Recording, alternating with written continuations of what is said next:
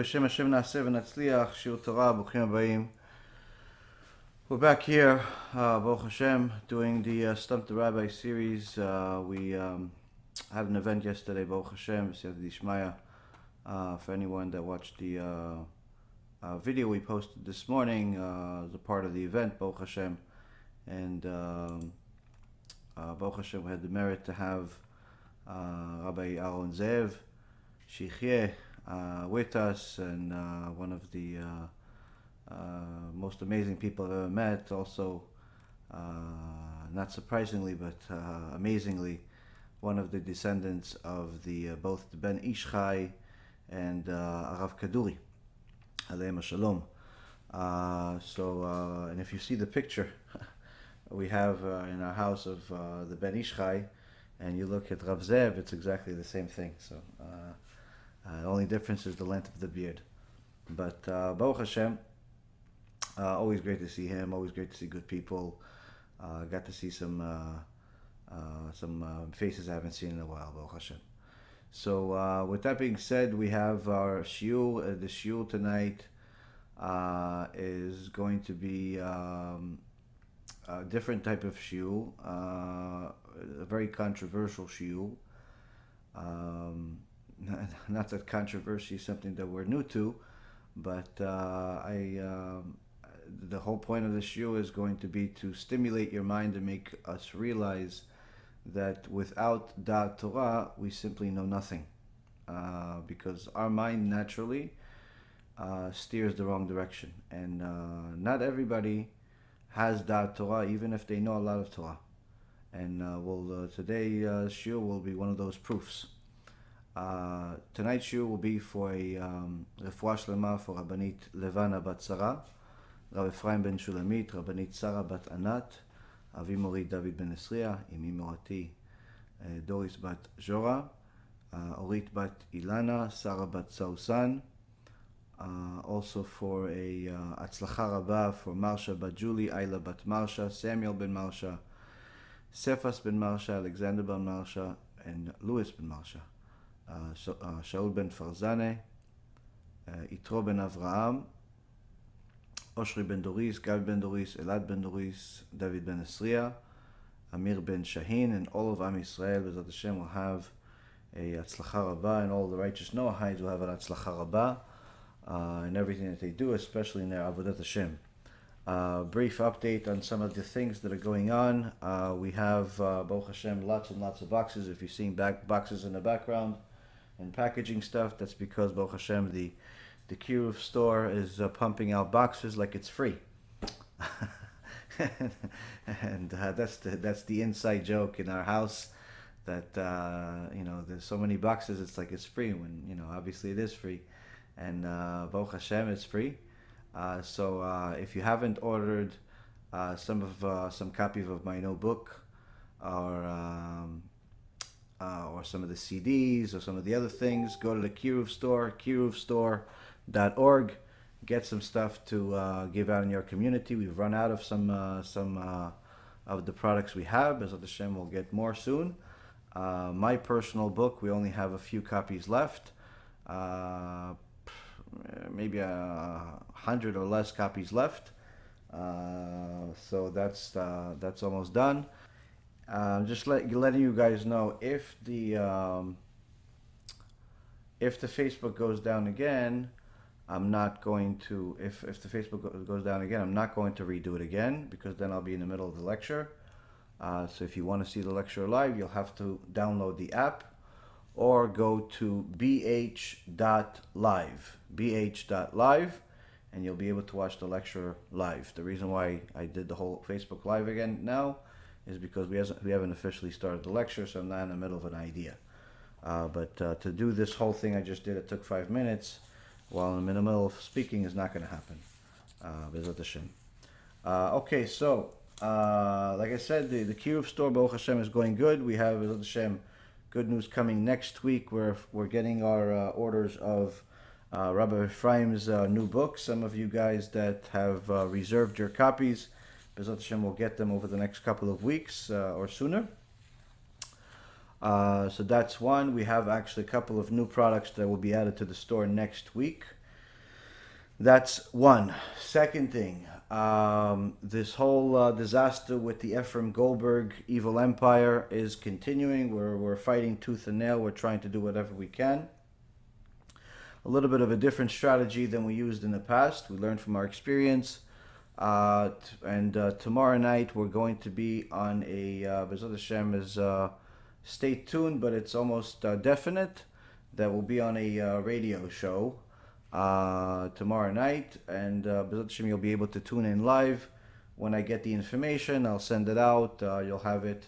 We'll be interviewed discussing this particular situation with Ephraim Goldberg and the whole missionary situation. So that's that. Also, other things are in the works, but I'd rather talk about them once I have them in my hand, rather than waiting for them. Many people did not believe what I said about 5 years ago when I warned the Boca Raton synagogue by first approaching their leadership, led by a heretic named Ephraim Goldberg. Obviously, seeing this disaster that's happening at Boca Raton synagogue right now, where a very big mistake is being made by the leaders to bring the #1 Catholic missionary in the world. If you just type in his name, Matthew Kelly, you'll immediately find his whole life mission is to make everyone Catholic. Make everyone follow what the Torah says is 100% Avodah Zarah. Every single house in the Boca Raton synagogue neighborhood got a missionary letter with a DVD in it. The very same thing is happening right now. You continue allowing Ephraim Goldberg and the rest of his staff to stay on their job. You are supporting idol worship. They're bringing a missionary again. Ribono shel olam. What do you mean they're bringing a missionary again? On January 11th, the Boca Raton synagogue is hosting what they're calling South Florida Night to celebrate Israel. You can find this on their website, brsonline.org. You have 3 keynote speakers. Surely Ephraim Goldberg has to have a stage. It's his place after all. They're going to give some honor to the keynote speaker, the ambassador, David Freeman, which was a former U.S. ambassador to Israel.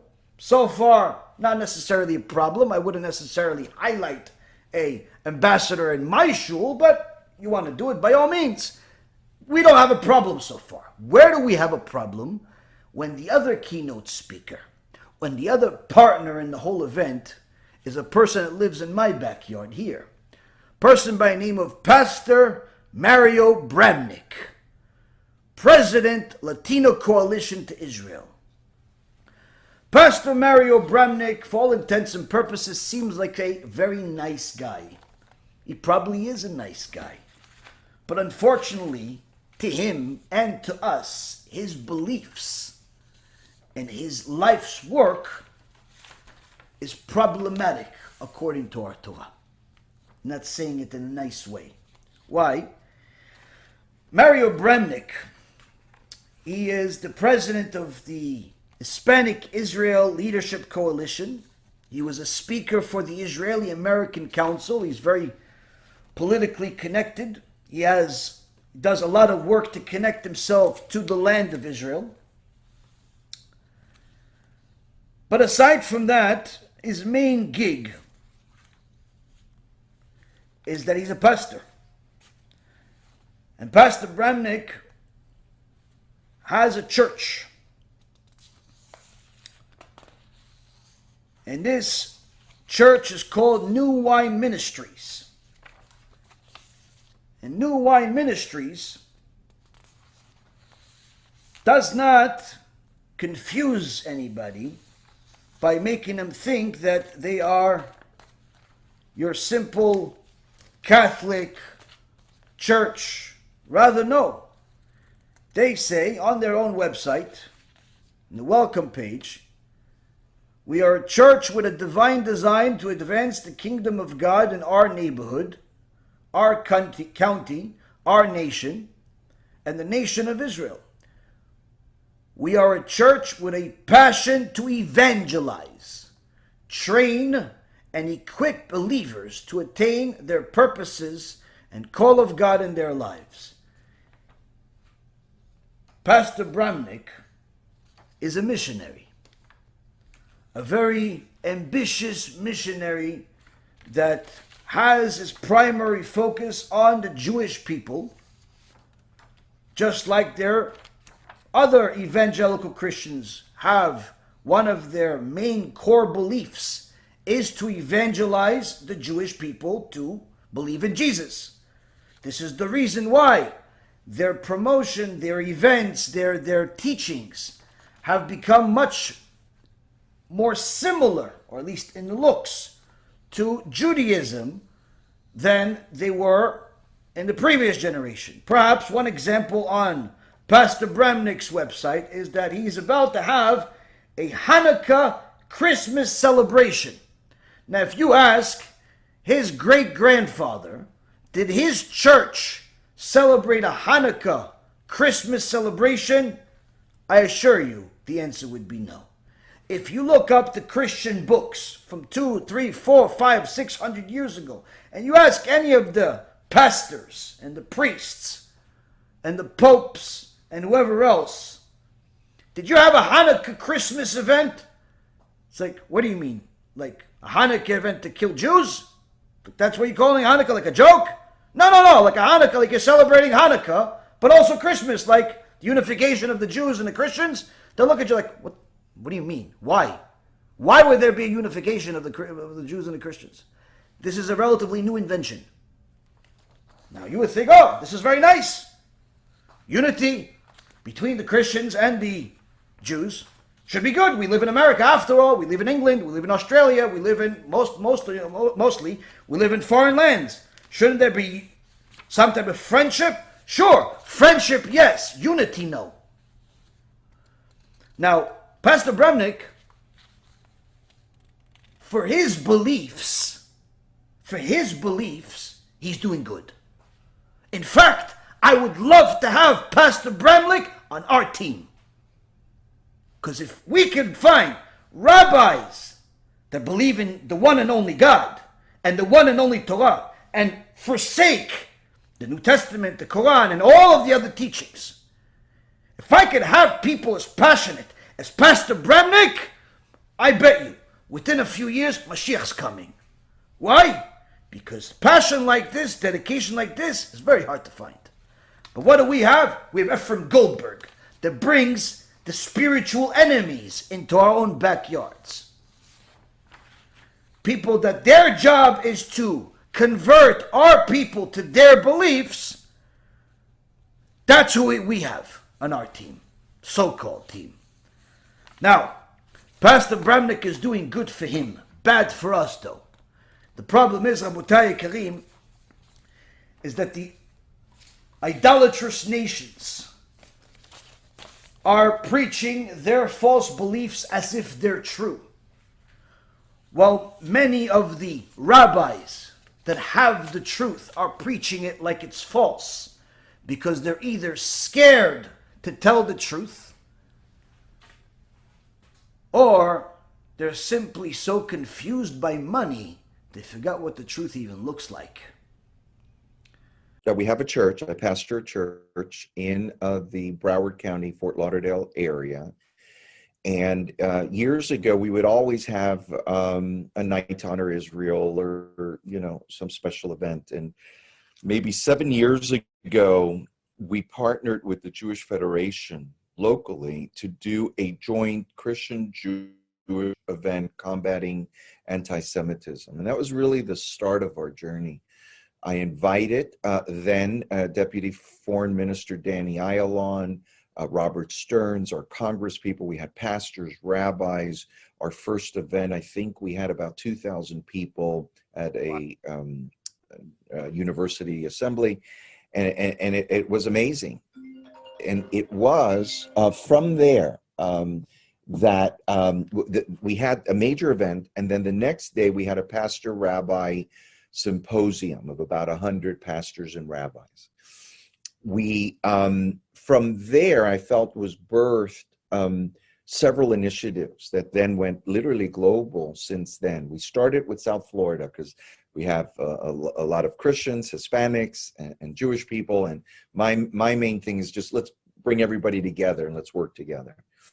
And out of that was birthed our pro-Israel agenda, which now is through Latino Coalition for Israel, as well as a pastor rabbi Torah studies. So we started meeting on that every month, 1 month in a church, 1 month in a synagogue, really for the most part talking on areas of commonality, on how much we do agree on instead of differences and so forth, and how we can build and learn from each other's community and establish a great relationship. It was a small group, about 15, still meets to this day. I have delegated the leadership of that. And as you know, we actually did 2 major pastor-rabbi symposiums on theological dialogue, with the last one with 200 people. And we had, different denominations, Christian denominations, but we also had rabbis from Orthodox, Conservative, Reform backgrounds together, studying the Torah together, and it was pretty amazing. And unfortunately, Rabotai, we have a serious problem. Why do we have a serious problem? Because Pastor Bremnick is about to come to Boca Raton Synagogue, give a nice speech, become friends with some people in the community. Says Rabbi Shimon Bar Yochai, that one who kills a body here in this world is much less of a sinner than one who causes another Jew to sin, because he is killing both his body and his soul. Even if the murderer was murdering bodies for 210 years, and the one that's murdering a soul is murdering it after a single speech that could take 5 minutes, that person that caused the person to sin after giving him a speech for 5 minutes, or allowing someone to speak heretical thoughts, heretical ideas, idolatrous beliefs, that person is a much greater sinner, and thereby worse than even Pharaoh.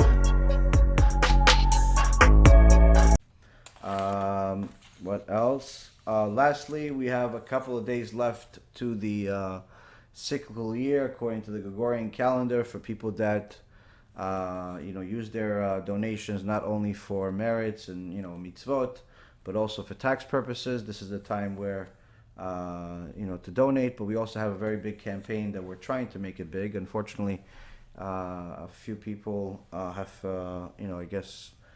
not been able to donate. But this is the time to donate. You go to bhyeshiva.com, and that's the campaign to donate for. Okay, with that being said, we have Parashat Vayera. Parashat Vayera is a continuation of what we started last week, the Exodus of Am Yisrael from Egypt.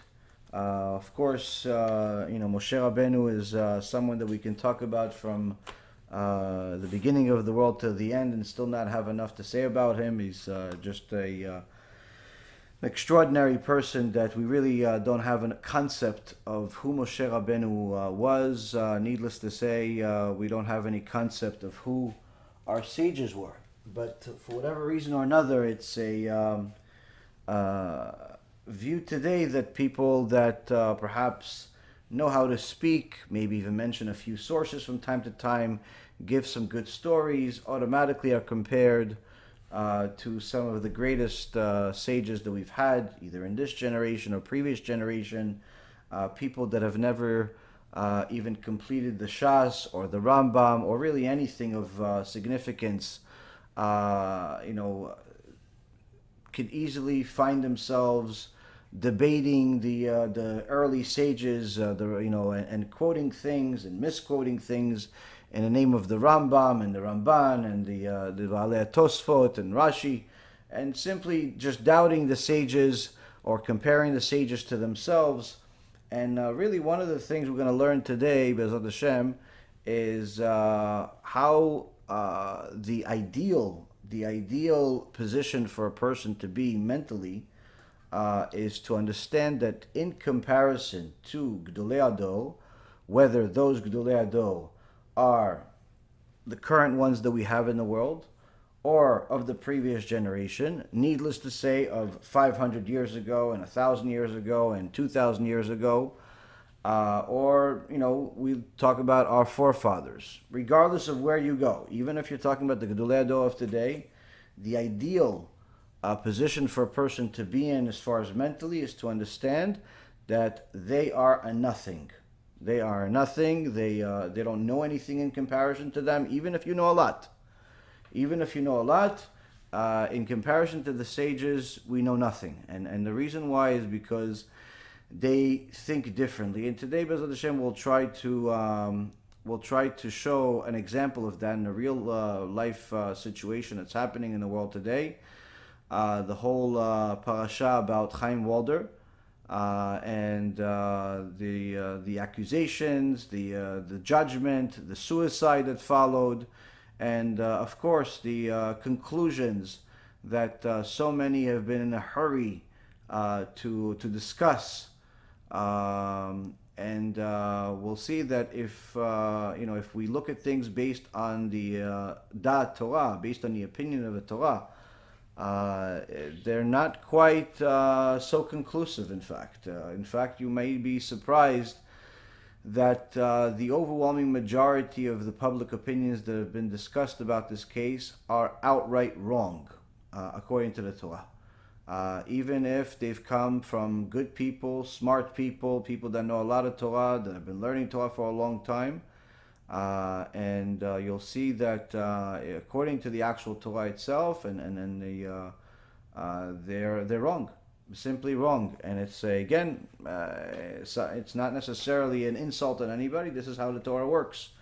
This is part of it. Now, of course, everything that we see in the world today is always connected to the weekly parasha. And we see that in Parashat Vayera, we have several places where the Torah talks about fear of heaven. One time, I remember learning this from Rav Yosef Mizrahi Shichyeh, where years ago I heard this shiur where he said one of the things that we learn from the Torah is not just the stories, not just the laws, but also the language of Hebrew. And we learn, everything in the holy language. And one of the things we learn is that everything has an opposite except Yirat Shamayim. Meaning that if you have, tall, short, dark, light, fat, skinny, all these different things that every language has. But when it comes to the issue of fear of heaven, if you ask somebody what's the opposite of fear of heaven, they'll tell you what I myself thought and most people think. The opposite of fear of heaven is no fear of heaven, lack of fear of heaven. But that's actually wrong. Why is it wrong? Because we see in this Parashat Vayera, that in the plague of hail, it says that the Moshe Rabbeinu gave the warning to the Egyptians, and Ayare dvar Adonai me'avdei Paro, enis et avadav et mikneu el habatim, ve'asher lo sam libo el dvar Adonai ve'ya'azov et avadav et mikneu basadeh. It says that whoever among the servants of Paro feared the word of Hashem, chased his servants and his livestock to the houses. And whoever did not take the word of Hashem to heart, left his servants and livestock in the field. So we see here that, this is in essence supposed to be a statement where it's supposed to say both sides. So it says a person that had fear of Hashem, listened to what Moshe Rabbeinu, warned about in regards to the hail coming, and went inside, because Moshe Rabbeinu specifically warned, whoever is going to be outside is going to die from the Egyptians. Whoever is going to be outside from the Egyptians will die during this plague. whether it's animal, man, whoever it is. So those that feared after already getting hit, 6 times, those that feared heaven by now, went inside. They figured, why do I need to be outside? His God has been killing us already. So I'm going to go inside. They took their animals, they took their servants, and they went inside. But then it says, and those that did not take the word of HaShem to heart stayed in the field. Wait a minute, shouldn't it say those that didn't fear the word of God? No. Why? Because there is no such thing. There is no such thing as not fearing God. Because anyone that knows what God is immediately fears him. That's what we'll learn in the Parashat Beshalach, where it says that Am Yisrael saw the Egyptians dead, and then they saw the hand of God and how God did these great things, and immediately it says they feared and they believed in Hashem. Meaning that as soon as they recognized the significance of Hashem, immediately they feared Him, and then they had emunah in Hashem. Meaning that emunah cannot come before fearing Hashem, because you cannot believe in Hashem, you cannot have emunah in Hashem without understanding what He is to a certain extent. And as soon as a person has any concept of what Hashem is, immediately they fear Him, because they understand that this is not your body. This is someone that's in control of everything, including you, including the cells in your body, including whether you'll succeed, whether you'll live, whether you'll die, whether you'll have kids, everything. And anyone that's normal and pays attention is going to be afraid. Hence the reason why there is no such thing as not fearing God. Literally, what there is someone that doesn't take things to heart. Lo sam lev. What does it mean, lo sam lev? Simply, the only reason why he doesn't fear God is because he's not paying attention to the details of, God being in the creation. He's blaming nature for it. He's blaming scientific knowledge for it. He's blaming all types of things for what God actually does. So therefore, he doesn't think that God in this is connected. Hence the reason why many times people will say silly things like, me and God understand each other. He accepts me, I accept him, but even though I don't fulfill the mitzvot, and they feel fine with themselves. They think that they have this personalized relationship with God, and God is simply going to punish everybody else except them. Even though they've never read the Torah itself, or they just simply decide to do the opposite of the Torah, but God understands their limitations. These are all ridiculous things that nonetheless happen every single day because people don't pay attention. They don't take the word of God to heart. So this is one of the places where we see the teachings of how significant, how important fear of heaven is, where in essence it's either having fear of heaven or losing a person's life. Another interesting thing is that in the end of the Parashat Vayera, Paro says something very interesting. He says, "Chatati apam Adonai atzadik ve'ani ve'ami hareshaim." That Paro says that I'm the one that sinned against God. God is the righteous, and me and my nation are wicked. What's the response that Moshe Rabbeinu tells him? He says, "Ve'ata ve'avadecha yadati ki terem tiraun mipnei Adonai Elohim." He says to him that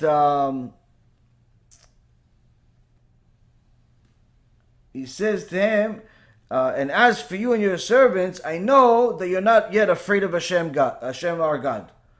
You're not afraid. He just said he's wicked. He just said that he made a sin, but Moshe Rabbeinu says, I'm not buying this bluff. I know you're still not afraid of God. Now, the question is Moshe Rabbeinu trying to make Paro one of the Avrechim in his Kolel? Is Moshe Rabbeinu trying to convert Paro to Judaism? What does he care if Paro is afraid of God? Why does he even care if he's afraid of God? Or say, listen, just free us and go live your life, we'll live our life. What do you care about freeing? What do you care about fear of God? The key to understand here is that Chazal teach us that a person that's not afraid of God is always a potential murderer at all times. A person that does not have Yirat Shamayim, you're not allowed to be in a room alone with them. Can't trust them. Why? They can potentially murder you. Which is the reason why There are all types of different rules of how to treat certain people, deal with certain people, stay away from certain people. And the more Torah a person learns, the more they understand that these rules are literally for your own life's sake, for your own protection. Now, you see that the parasha, like the rest of the Torah, is constantly teaching the same foundational principle, the same foundational rule, the same foundational mitzvah, which is the fourth mitzvah on the list of mitzvot that the Rambam lists out of the 613 mitzvot, which is fearing God. It's constantly teaching. But yet you have endless amount of people ask the same question week in, week out. Why are all of your lectures scary? Why can't you just teach wonderful things like God loves us? Why can't you just talk nicely like all the other rabbis? The answer is very simple, and it's always the same. Anyone that does not teach you about fearing God is not teaching you Torah. They're teaching you something that is potentially part of Torah, potentially similar to Torah, potentially the opposite of Torah. But Torah, it's not. Why? Because as you can see, we're not structuring the shiurim. I don't prepare a shiur. I don't have a script that I'm reading. I have some books in front of me. I have some things that I want to say, but I don't have like an actual script. I don't even have an idea of what I'm going to say beforehand. Simply put, every place in the Torah that you look, whether it's the Gemara or the Shulchan Aruch or the Rambam or the Chumash or the rest of the Tanakh or the Sifrei Chasidut, Sifrei Musar, anything and everything you look at, if you actually read what's being said, there's constant teachings that are scary. Why? Because life is scary.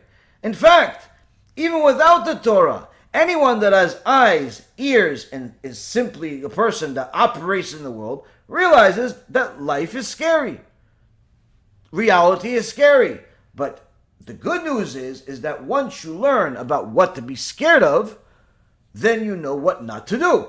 Then you know how to stay away from certain things. But if you simply live in some la-la land, ignoring the things that are not making you feel all gooey inside, like a Care Bear or something, you're avoiding anything that distorts your illusion, then what ends up happening is that you become the most vulnerable people in the world. Hence the reason why you have multiple keilot that consider themselves religious, yet have invited Christian missionaries into their community. And when you tell them this is wrong, they look at you like you have 5 heads. Like, why is this wrong? Why can't we just be friends with our Christian brothers? It's like saying, why can't we be best friends with Hitler and Eichmann and Himmler and maybe perhaps even Dr. Mengele? Why can't we just exchange letters? Maybe we should do a yard site for them. And you say, no, why? The Christians are not killing us. According to you, they're not. According to Judaism, they are. But perhaps you don't know what the difference is. This is some of the things we're going to try to discuss today.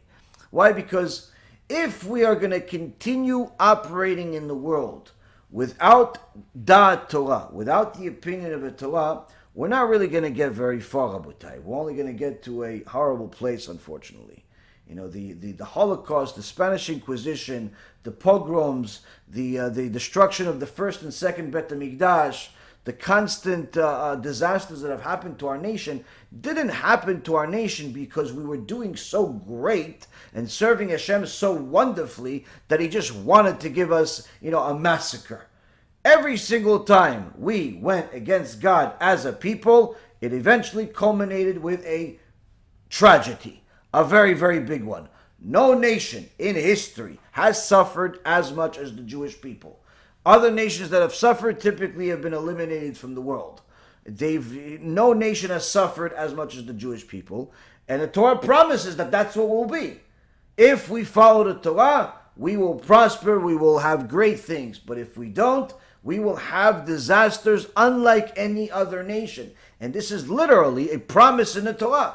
Look at Parashat Kitavo. It specifically says these types of things.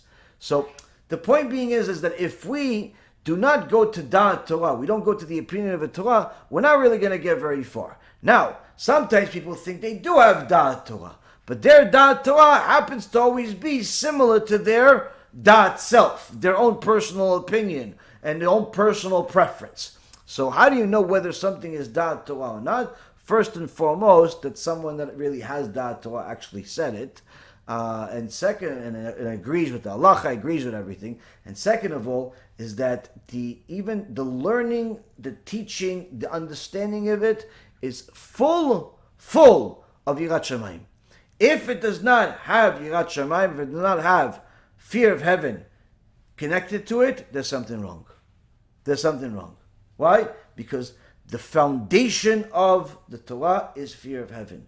And anyone that has an inkling of real knowledge that is Torah based has to have fear of heaven. It's not a suggestion or anything else. And quite frankly, the more you learn Torah, the more you realize this. In the beginning, you thought it's a good thing to aspire to. As you continue progressing, you realize that you really never had anything until you got to it.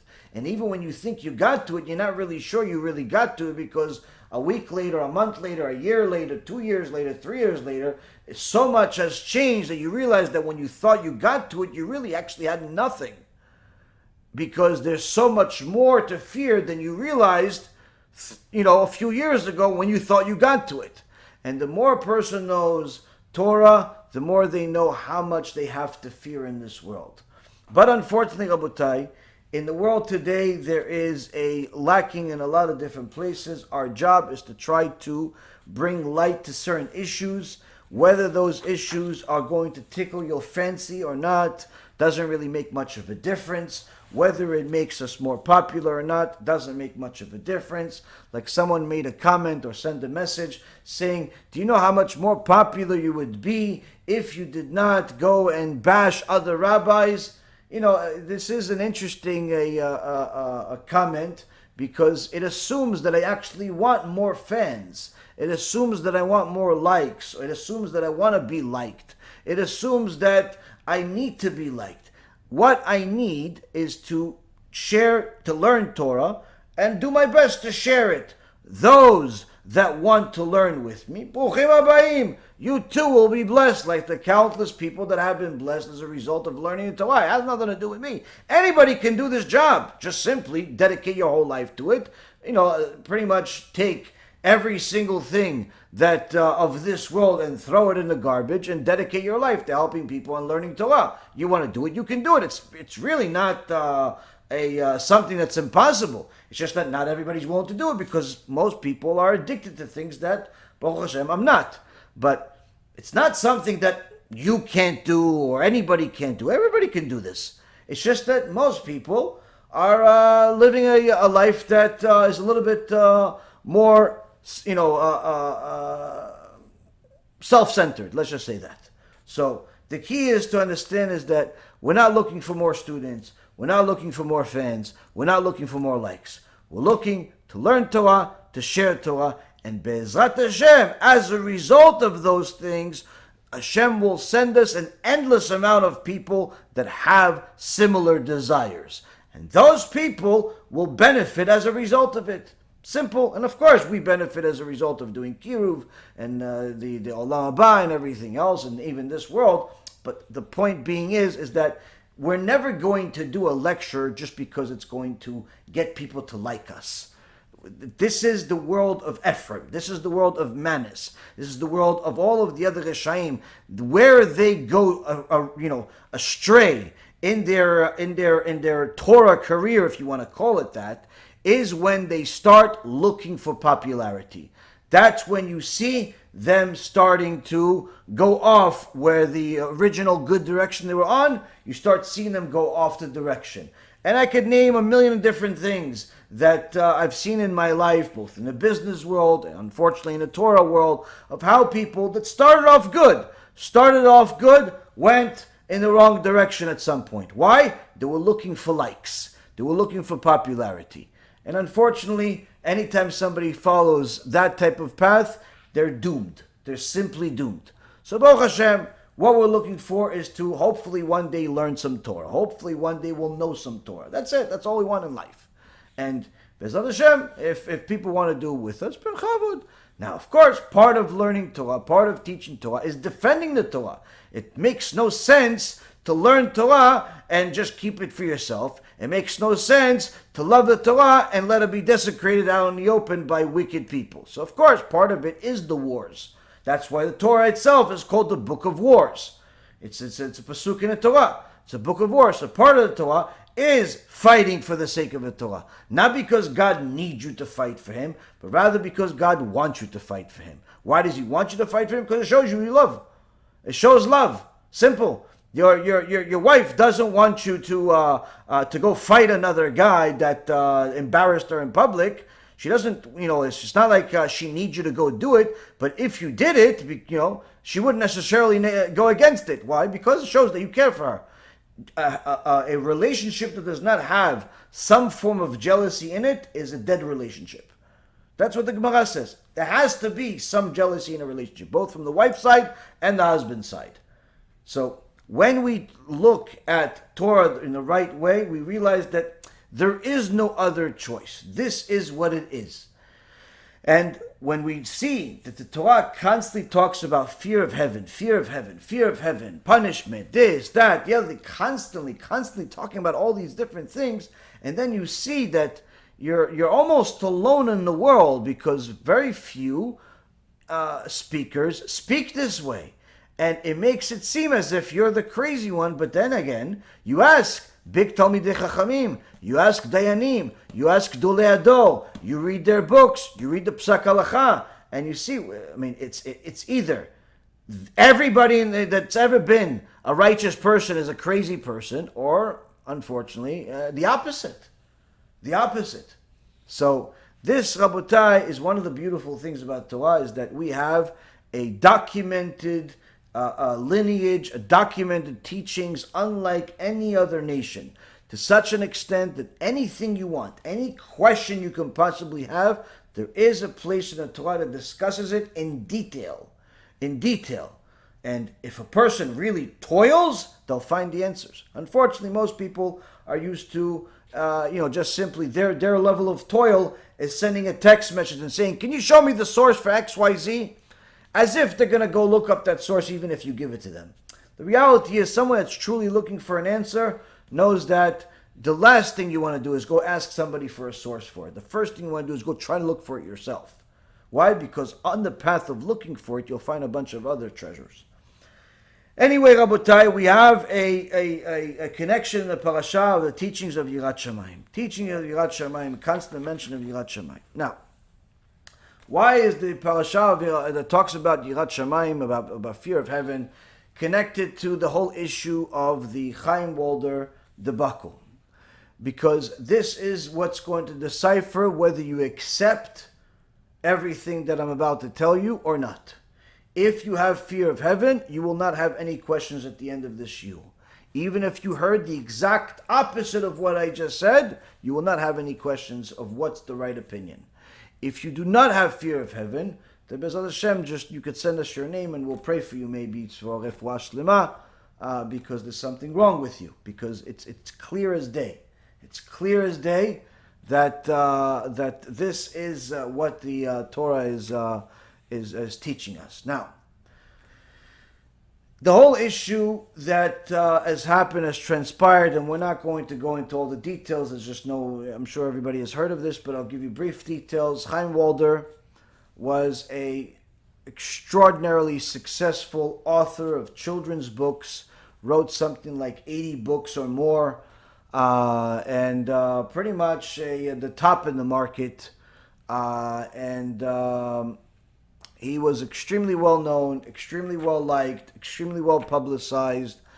But over the last year or so, there's been a campaign against him, where something like maybe 6 or 8 months ago, a certain Bet Din passed out or at least people in the name of that Bet Din, passed out some type of poster online saying that his books are no longer welcome. Now, when we called that Bet Din to see why are the books no longer welcome, we didn't get an answer. And the reason why is because nobody picks up the phone in that Beit Din. I would be surprised if the Beit Din is even a real Beit Din. But when people see things on the internet, they assume, especially if it has a logo, if it has Hebrew writing, if it has something spicy, people automatically believe it to be true, and they spread it like wildfire. Hence the reason of why HaShem turned the staff of Moshe Rabbeinu to a snake, because Moshe Rabbeinu in essence said Lashon Hara, unintentionally, but nonetheless said Lashon Hara about Am Yisrael, not going to accept that he spoke to God. So Hashem said, "This is Lashon Hara. Throw your staff on the floor," and the staff turned into a snake. Why a snake? Because a snake is a symbolic of Lashon Hara. Snake bites, it has venom, and that venom is a deadly killer. Same thing with the tzarat. That the second sign that Moshe Rabbeinu got, tzarat is the punishment for saying Lashon Hara. And unfortunately, when people get some of these posts, some of these memes, some of these things that they send out about how somebody is a bad guy according to somebody, people just simply share it, and the public consumes it like with no doubts. As soon as there is something out there, they consume it like no doubt. I'll give you a personal example.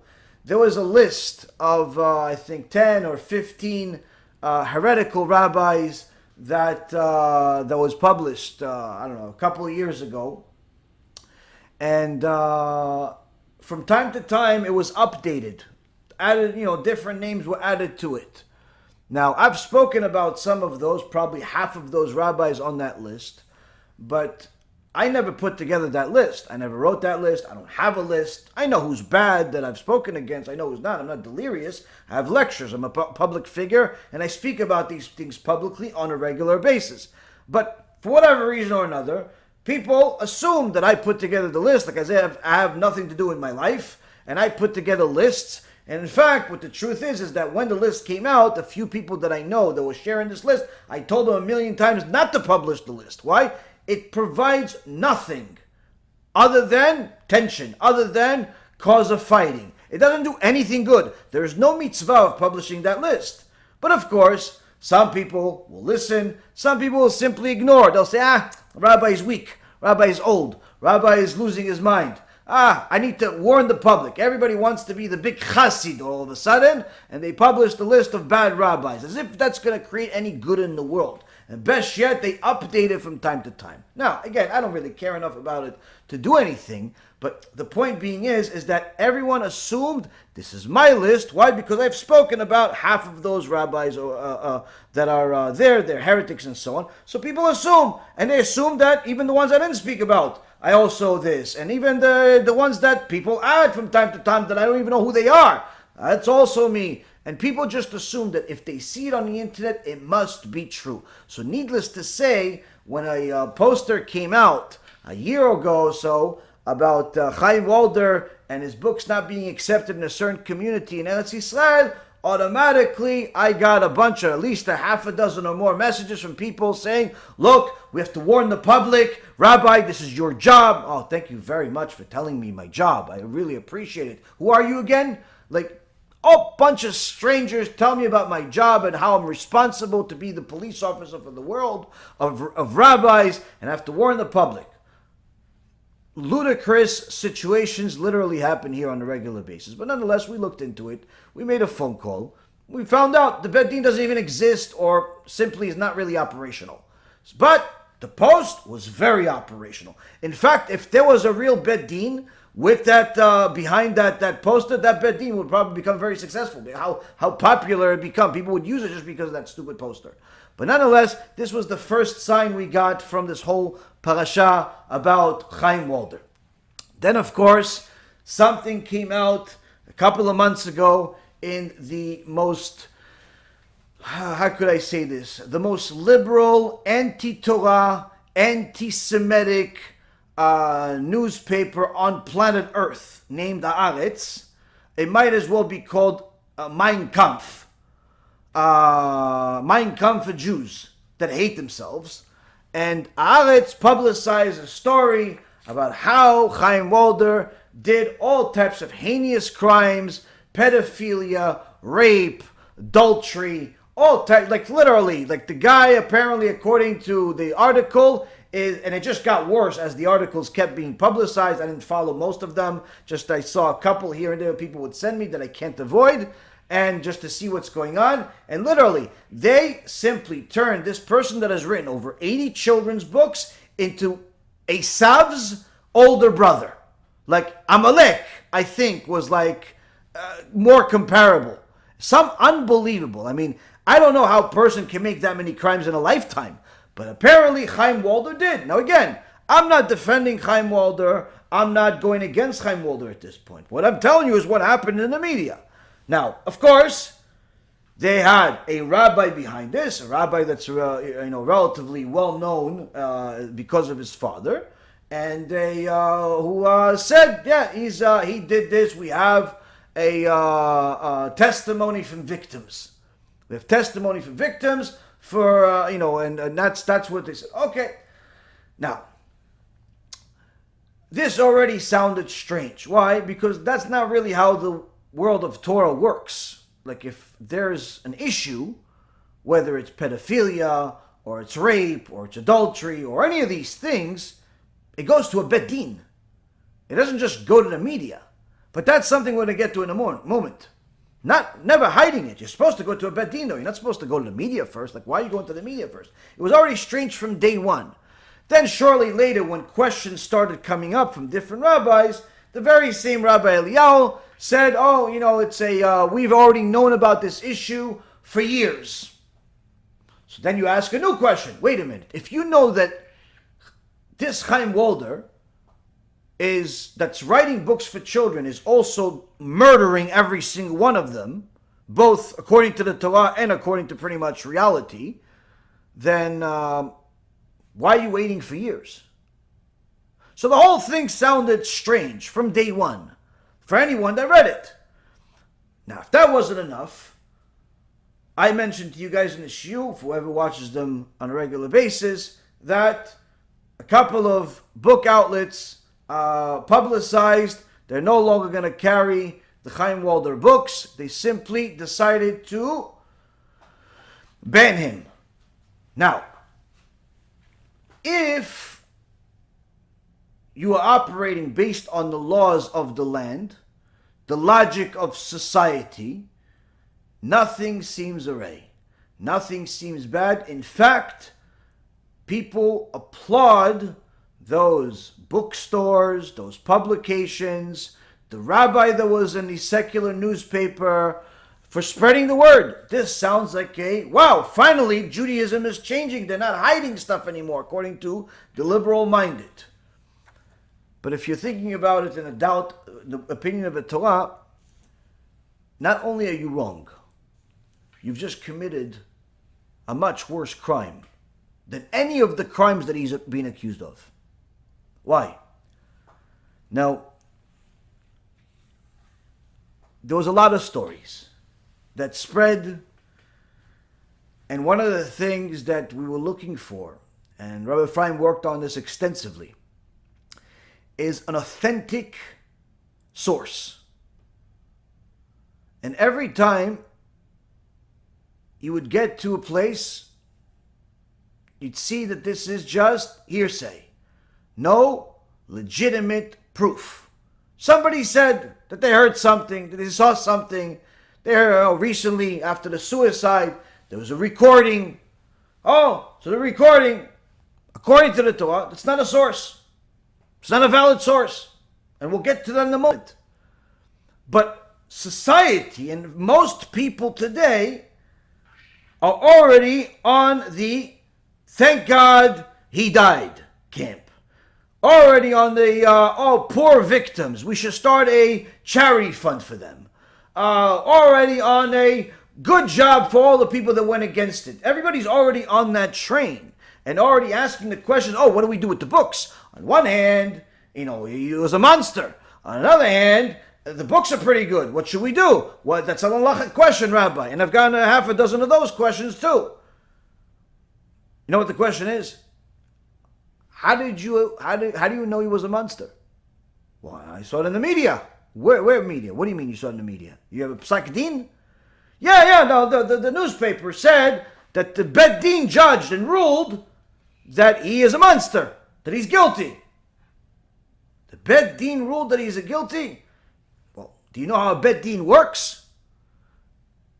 Well, I don't know. Bet Din works, I don't know, they just decide something. Well, if that was the case, we wouldn't have Judaism. We'd have communism. Bet Din does not work where they just simply decide. There's no such thing of a Bet Din without the person. There's no such thing. And that's one of the things that people are not realizing. Everything that's out there in the media today about this case is not according to halacha. Is not according to the Torah. In fact, it's the opposite. Now you're going to say, yeah, but you know what? He killed himself. So that is already admitting guilt. And you'd be wrong. Why? We'll get to that in a moment. So already I'm giving you guys a bunch of different things that already should be, for anyone that's been following this parasha, should drive you crazy. And you should already get some feelings in your heart, perhaps some of hate, some of anger. Please do me a favor, invite your friends. Perhaps they could learn something too. Now we were looking for an authentic source. Before, during, after the suicide. During meaning days before. After we found out about the suicide. We're looking for an authentic source. After the whole thing came out, after the, a lot more came out after the suicide, where the Bet Din said that they ruled that they have at least 22 confirmed cases, a recording of what they say is Chaim Walder saying that if this story comes out, he'll kill himself, he'll shoot himself, which again, to society at large is absent-minded when it comes to Torah, this seems like perfect evidence to convict somebody to simply do everything that happened. But according to the Torah, none of this is valid. We called the Bet Din. Bet Din doesn't want to talk. Why doesn't the Bet Din want to talk? They want to talk to Haaretz. They want to talk to the secular newspapers. But to a Talmid Chacham, they don't want to talk. Why? I guess they're too busy with Haaretz. They don't want to talk. We called some Dayanim. We called some Chachamim. We spoke to some of Gdolei Ador. We spoke to people with experience. We spoke to people that have an extraordinary amount of knowledge. And I'm going to tell you some names. Everything is verifiable. Everything is sourced. And each and every single Gadol that we got to was baffled that this whole thing was even happening. Now, right now, there are in essence 3 conclusions generally that people have arrived to.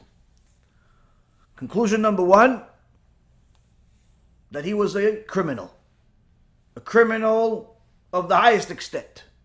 Rapist, adulterer, pedophile, I don't know, everything and anything you could possibly throw in there. That's conclusion number 1. Some people are even disappointed in me that I haven't spoken about this already. It's like, Rabbi, what's going on with you? Maybe you should stop focusing on the missionaries. Talk about something really important. What? Chaim Walder is a rapist, pedophile, murderer, killer. Okay, buddy, relax. Quite frankly, didn't even want to talk about this. But it seems like something needs to happen for the sake of learning Torah. So the first conclusion that people have, worst person on planet Earth, since perhaps maybe Hitler. Second conclusion, that he was a tzaddik and targeted by people and simply a victim of his own success. That's second. Although not as common, at least doesn't seem like it according to the media and the general consensus that I see out there. But there are some people out there that say, no, he didn't do any of these things. He's a victim. Those first 2 are not going to like this shiur. The third is someone who simply doesn't know what to make of it. They're going to like this shiur. Somebody doesn't know what to make out of it. They don't know whether he did it, he didn't do it, what to do, how to do. They're looking for the truth. They're going to like this shiur. Why? If you're seriously looking for the truth, you'll find it, B'ezras Hashem. Now, there is a precedent in the Jewish law. It's also in secular law that is called Cheskat Kashrut. Cheskat Kashrut, the original source of it, or one of many sources in the Gemara, Masechet Kiddushin, page 74a, or 74b, or 72b. You also have it in a few other places. Cheskat Kashrut is in essence innocent until proven guilty. If you see a religious person, doesn't make a difference if you like them or not, you have to assume that they are innocent. And not just assume that they're guilty. Assume that they don't have something. Like someone would ask you, listen, I don't know, I saw this person is religious, but I saw them driving on Shabbat. Can I hate them? Can I make fun of them? Am I allowed to say Lashon Hara about them because they mechalel Shabbat? Wait, if they're known as a kosher person, you are actually sinning by thinking those things. You know what you're supposed to be thinking? Different creative ways of why this person is not sinning, but actually doing a mitzvah on Shabbat by driving. How could it be a mitzvah driving on Shabbat? Perhaps there's somebody in the back seat that they're taking to the hospital to save their life. Perhaps they are in a major life risk situation. They're saving a life. Perhaps they're a doctor. If a person is known as a kosher person, you are actually obligated to give them the benefit of the doubt. Oh, but Rabbi, I saw that they eat and I don't know, I didn't see them do a blessing. If they're a religious person, you have to assume that the lacking is on you, not them. Why? The fact that you didn't see them doesn't mean anything. The fact that you didn't see them do the mitzvah, Birkat HaMazon, do a blessing, whatever it is that you think that they're missing on, doesn't mean anything. Doesn't mean anything. If they're known as a kosher person, you have to give them what's called cheskat, they have cheskat kashrut, you have to give them the benefit of the doubt. Now, one of the places that discusses this is the Chafetz Chaim. Chafetz Chaim, people love to talk about, oh, Rabbi, don't say that it's Lashon Hara. Quite frankly, I think a very, very small minority of people have ever actually read a single halacha in Lashon Hara. Chafetz Chaim probably is upset at most of these people that keep mentioning his name in the name of Lashon Hara when they don't even know what they're saying. And we'll see how this parasha of Chaim Walder is a perfect example of that.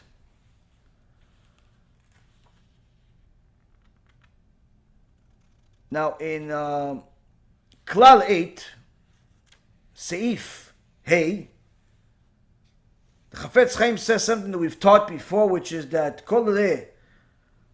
כל האיסור של לשון הרע הוא דווקא על איש שעל פי דין תורה הוא עדיין בכלל עמיתך. דיינו, עם שאיתך בתורה ובמצוות, אבל אותן האנשים שמכירן שיש בהם אפיקורסות, מצווה לגנותם ולבזותם, בין פניהם ובין לא שפניהם.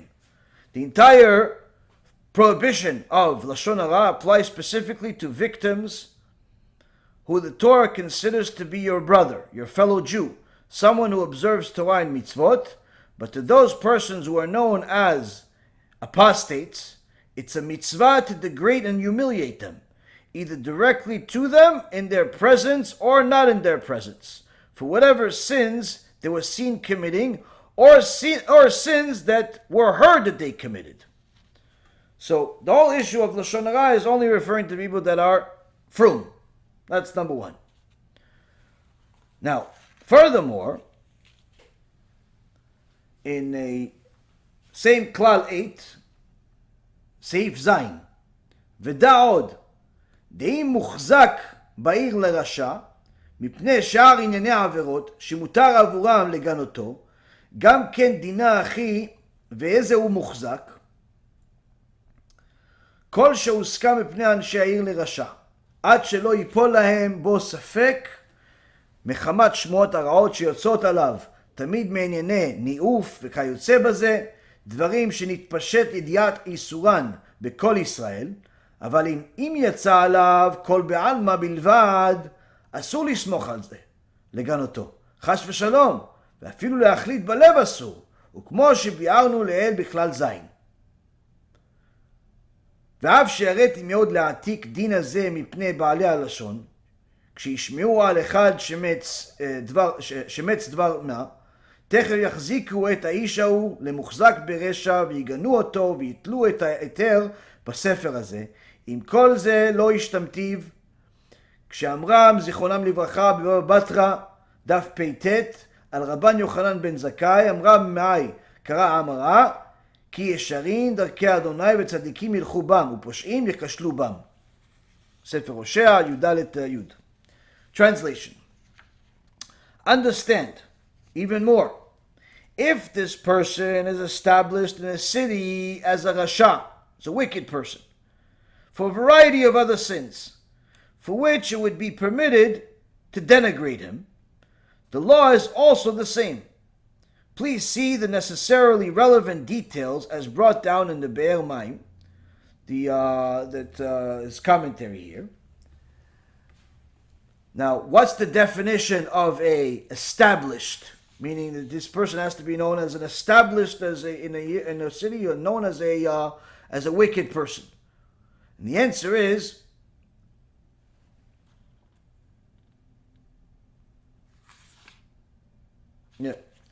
The answer is, it means that society has concluded that this person is a rasha beyond any doubt, because of the many bad stories constantly circulating about this person concerning adultery and other illicit affairs that he has had. Behavior that is commonly known throughout the Jewish society to be sinful. But if there was only a generalized rumor circulating about this person, it's forbidden to rely on it as authentic and to degrade him. God forbid. It's even forbidden to personally conclude an opinion about him inside your heart, as he explained in Klal 7. And then the Chafetz Chaim says, even though I was apprehensive about writing this law, because those people who do speak Lashon Hara, that when they hear the least impropriety about somebody, they'll immediately seize it and uphold the victim to be an established rasha and demean him, to justify demeaning him, and rationalize and justify their actions by relying on this leniency as a basis for their victims, for their actions. Nevertheless, I did not refrain from stating this, as the sages have taught us in the Gemara Baba Batra, page 89b, regarding Rabban Yochanan ben Zakkai, that was quoted. That quoted the prophet Hosea's words, that all of God's ways are just, righteous people will go in his ways, and sinful people will trip and fall. So here we see the Chafetz Chaim giving us some food for thought. What's the food for thought? If the person is known as a rasha, established a rasha, then go to town on this guy. But how do you know if he's an established rasha? If it was proven that he is an adulterer, a rapist, all types of immorality. But if there's no proof, it's simply a rumor, you're not even allowed to think negatively about him. Even to think negatively about him, you're not allowed. Why? He still, according to all opinions in the Torah, still has cheskat kashrut. To think anything negatively about him, whether during his life or after, is isur Torah. And all of those people say, oh, okay, so that means that he has to be established wicked. So Chafetz Chaim says, I was worried about putting this law. Why? Because some people are going to say, listen, This guy is bad. I just know it in my heart he's bad. I know it in my heart he's bad. Yeah, but you can't say it if you don't have proof. No. He's known as a Rasha. They're going to actually force the guy to be a Rasha in their mind and in the other people's opinion in order to give themselves a rationale to justify their lashon hara. Now, the Gemara in Masechet Moed Katan, page 18b, says, in the name of Rabbi Yossi, Rabbi Yossi says, may my share be like the one who's being suspected or accused and he's really innocent because his reward is huge. And Rav Papa says, they accused me and they didn't find anything because I'm innocent. He was proud of this. That he has a share in the world to come. He has a very significant reward because he was accused. Moshe Rabbeinu was accused. David HaMelech was accused. A lot of people, the righteous, were accused. And Rabbi Yossi and Rabbi Papa are talking about, how great it is, the reward for someone that's being accused of something and really they're innocent. Now, but they're also teaching us, how do we know if it's really accused, but it's really legit or it's not legit? Because you could say, listen, we're never going to know what we have, So there's a few signs. One thing, the Gemara says, if the sound of the outcry, people complaining, people saying all these bad things, if it eventually stops, meaning there's a lot of rah-rah, but whatever, a month later, 2 months later, few months later, whatever it is, it stops. Chachamim say that's already a sign from Shamayim that the guy's really innocent. Meaning that if the guy is really guilty, it's just not going to stop. Maybe it'll take breaks, but it's not going to stop. We'll keep coming back. From Shamayim, HaKadosh Baruch Hu keeps sending more signs to different people to rile this guy, to rile it up, to expose this person. Now the sages said that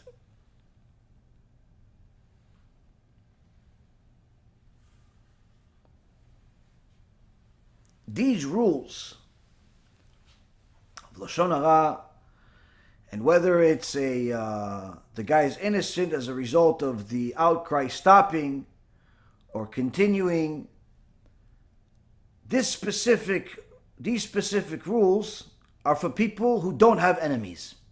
That's what the Gemara is saying.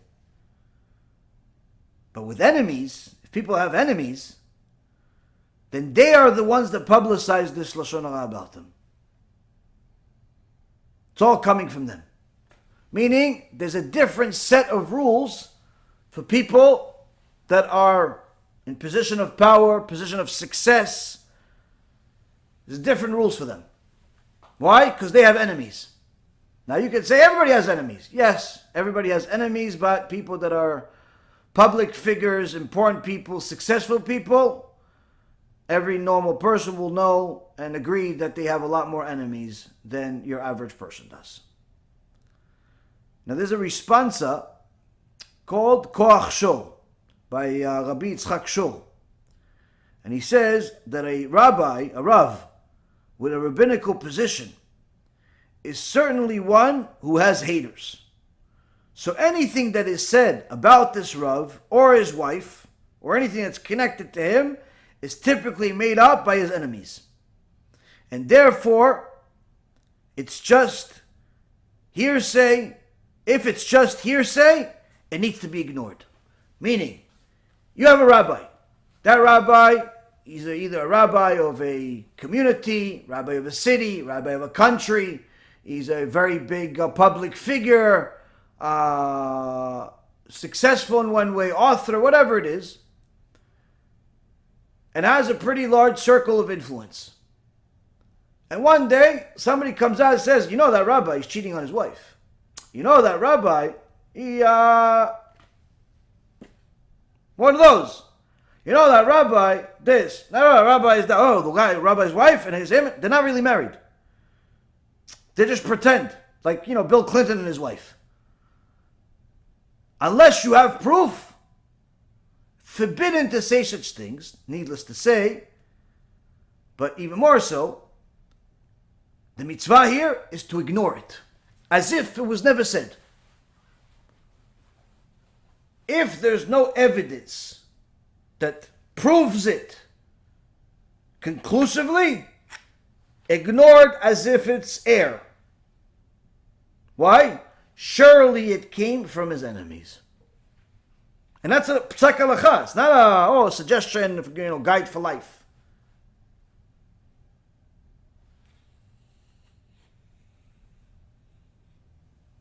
Now,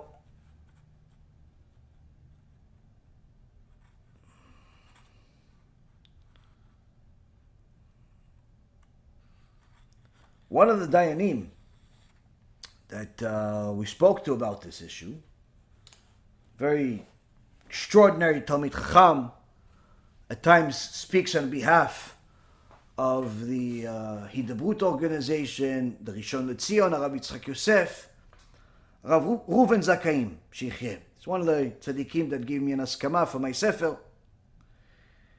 One of the things he said, and we're going to go into even more things that he said, but one of the things he said, that if a person brings a psak din, like a bet din, brings their psak din, their conclusion of some type of case, to the media, rather than dealing with the ramifications of this issue, there's something wrong. It's just not something, there's something fishy here already. It shows clearly that there's some type of bias, some type of obsession. Something is not normal here.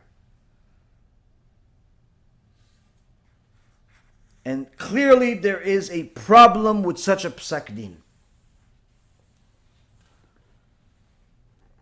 Now someone sent Rav Ephraim the Tshuvot HaMaharsham. In a section Even HaEzel, 133, it asks a question. Is a woman that is accused of immorality, cheating on her husband, all types of horrible, heinous crimes against HaShem and also against her family. And she refuses to go to the Bet Din, refuses to go to the Bet Mikdash. They tell her, listen, you're accused of adultery, and in order to prove your innocence, you have to come to the Bet Mikdash. The Kohen Gadol will give you the bitter waters. You drink it.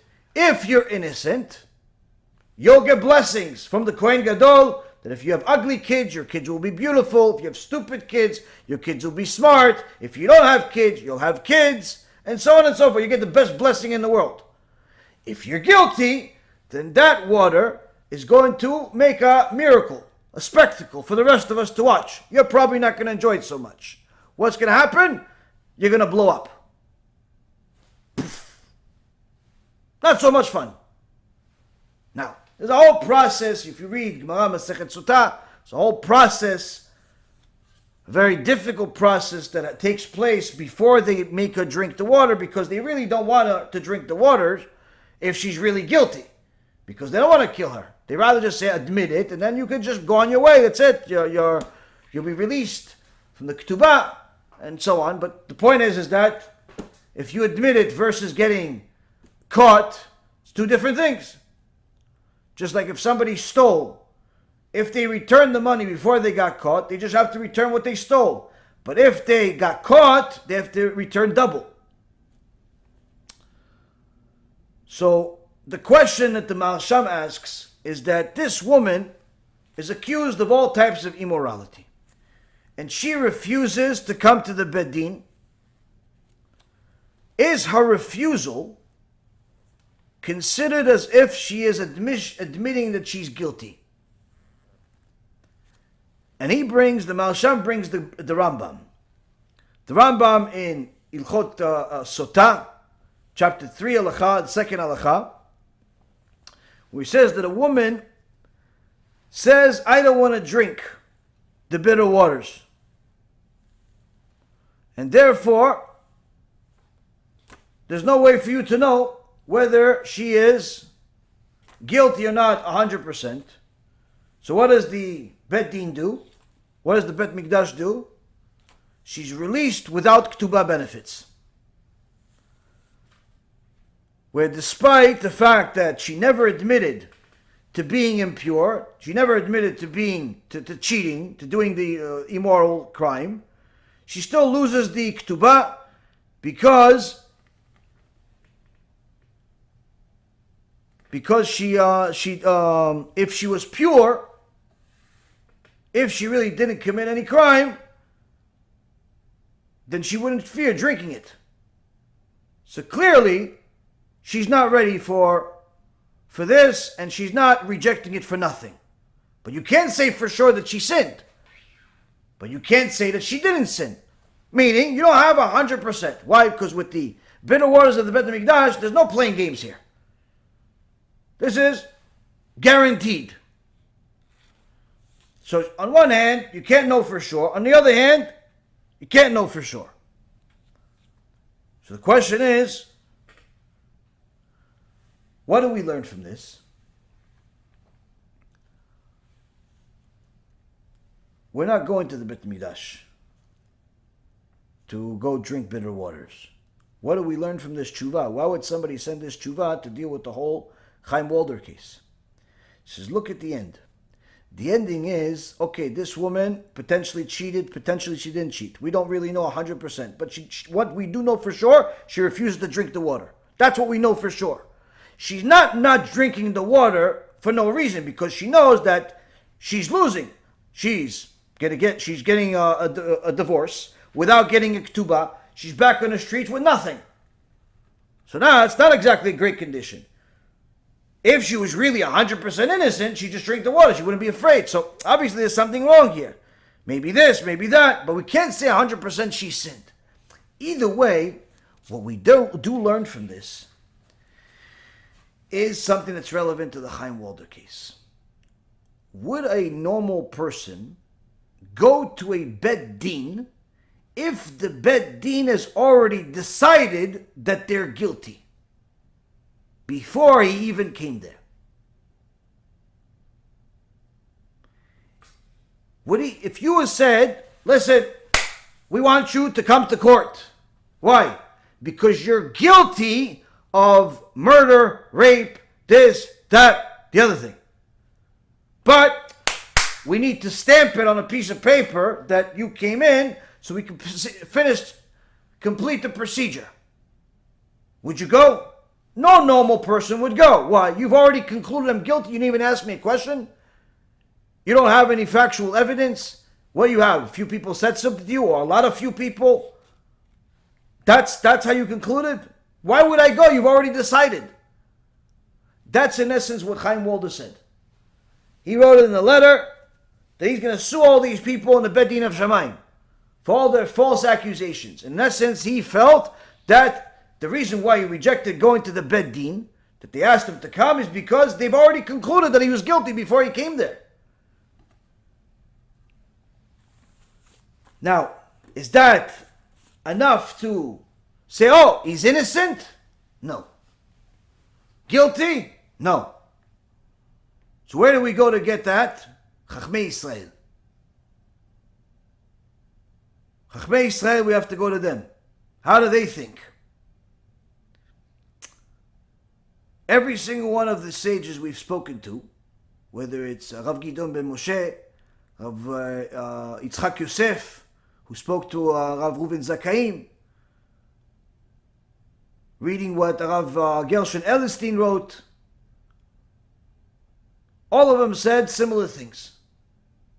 First, why would Chaim Walder, who was connected to the Haredi sect of Judaism, why would he go to an unknown Bet Din run by a Zionist? Now there are several Batei Din that are world-renowned, world-accepted in the Haredi communities. These are Bet Dins that are Rav Ovadia, is one of them. I think there's one by Rav Karelitz. There's other really serious Batei Din that everybody knows this is it. They don't care about nothing other than the truth. Recognized by everyone. Why would you invite me to go to that to some Bet Din that not only is not really known, not really accepted in the Haredi community, and also the leader is very, very well connected to the Zionist movement, which is not exactly an ideal situation to deal with for someone that's a Haredi. Why would I go to such a Bet Din? That's one of the questions that the Chachamim are asking. Why would he go to such a Bet Din? Why wouldn't, if you really have a case, go take him to a normal Bet Din that everybody agrees with, that has a similar hashkafa. That's number one. Rav Reuven Zakaim had a very serious one-on-one conversation with Rabbi Yitzchak Yosef. And he wrote exactly what happened. After he told him the whole story with the Chaim Walder, Rabbi Yitzchak Yosef was shocked. Not only shocked at this particular event, but shocked at the low level of where the Haredi community is today. How there's all these types of immoralities and crimes and accusations. And he said exactly these words. He said, I'm a small nothing, but we must go back to speaking to people about reward and punishment. To the Haredim we have to speak about reward and punishment. That an eye is watching, an ear is hearing, and that all of your actions are recorded. Who will merit us with such rabbis that have a pure heart that can come and rebuke the community? Like Rav Ovadia, Rav Yehuda Tzadka, Rav Nisim Yagen, that spoke clearly about Gan Eden and Gehenom. This is Rabbi Yitzchak Yosef saying we need to merit people to come speak to us again about the basics, Gan Eden, Gehenom, like his father did, like Rav Yehuda Tzadka did, like Rav Nisim Yagen did. If you're familiar with these names, it's because we've said these names 1,000 times in our lectures. These Chachmei Israel spoke clearly about heaven and hell, Gan Eden, Gehenom. The Rishon LeZion says we need those people back. No one's speaking about Gan Eden and Gehenom. That's why it's happening, all this immorality.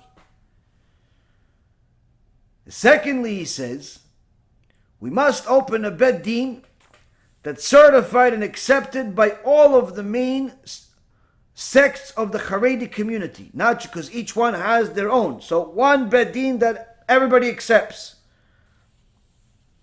It won't be easy, and is certainly not going to include every single type of Hasidut, but it will definitely be preferable over the inappropriate judgments that are happening today in different Batei Din that are not really recognized. Their judgments of obligating somebody or relieving somebody will be the final judgment. These new Batei Din.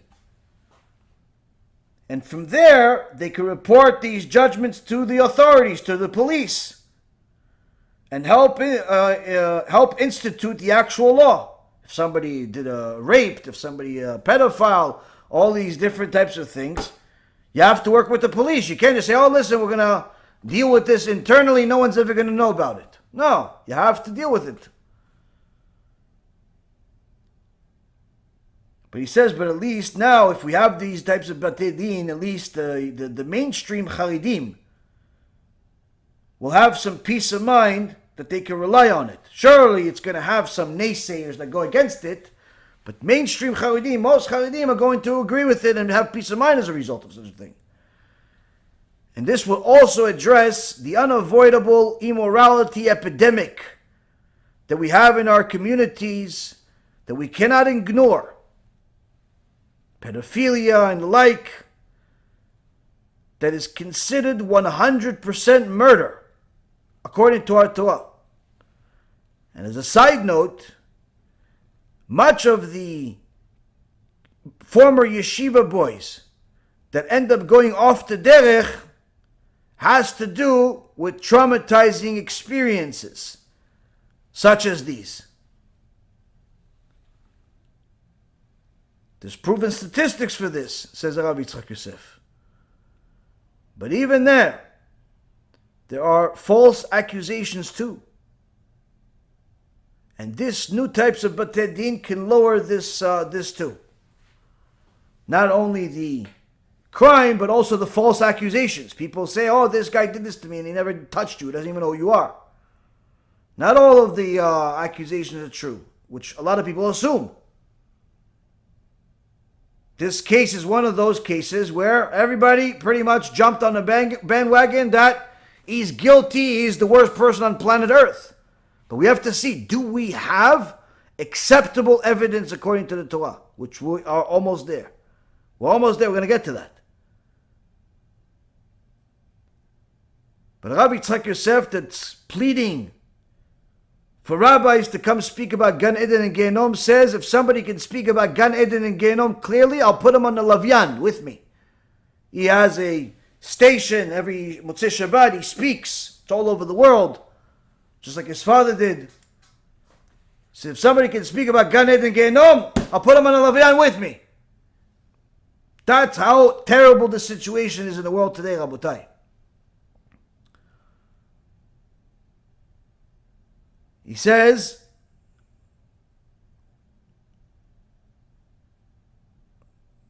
what's happening with the Bet Din, Bet Din, what happened with this whole story, this Bet Din Sadeh, that is publicizing to the media, they ended up hanging the accused. And with all respect to this Bet Din involved with this case, there are many questionable actions that they did. One, a Bet Din set itself up to speak to the media directly, already in itself is strange. Unusual for such behavior. We are not a secular courthouse. A Bet Din speaking to the media? Unheard of. Unheard of. But not only that, Rabbi Yitzchak Yosef says, they speak to the media even after the accused is buried, when there's no benefit whatsoever. What's the point of saying he's accused, he's guilty, he's dead? You don't speak about him after he's dead. Nothing. How is that going to benefit anyone? Showing that from just the fact that they're speaking about it to the media, lefty liberal media, after the guy is dead when there's no benefit, that this is a strange obsession that they had.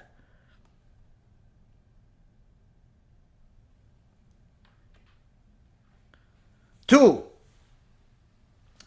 they were unusually quick to conclude judgment. And when the liberal newspaper Haaretz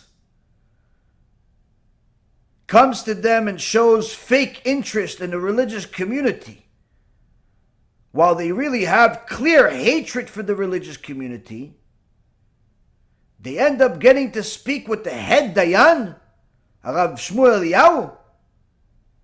This must concern us. I know that some of you are not familiar with how the Bet Din in the Jewish world works. Anyone that is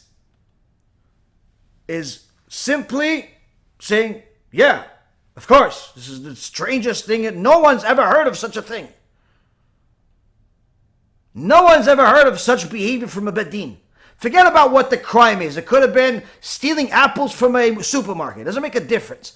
For Bet Din to act this way doesn't make any sense. Then we go to another Gadol, Rav Gershon Edelstein, who wrote publicly, the public defacement of Chaim Walder is going to be judged in heaven much worse punishment than he will get even if he's guilty of all of the alleged crimes. Meaning, even if he's guilty of all the things that they accuse him of, all of those people that publicized what they publicized, talked about it, people shared it, all of those people will get a much, much bigger punishment than he will get. Why? Because, Rabotai Karim, someone that, makes a crime, the Torah speaks about it heavily. You go to Parashat Kitisa, you go to Parashat Kedoshim. Several parashat talk about how they treat rape and pedophilia like it's murder. No less than murder. But a murderer still is a person that has Olam Haba. But a person that embarrasses another Jew in public, that's a kosher Jew, has no share of the world to come. Now again, you say, well, but if he really is raping, he's not a kosher Jew. He's not a kosher Jew in that particular sin. But that doesn't give you the permission to make him not a kosher Jew according to everything. Each crime has certain standards.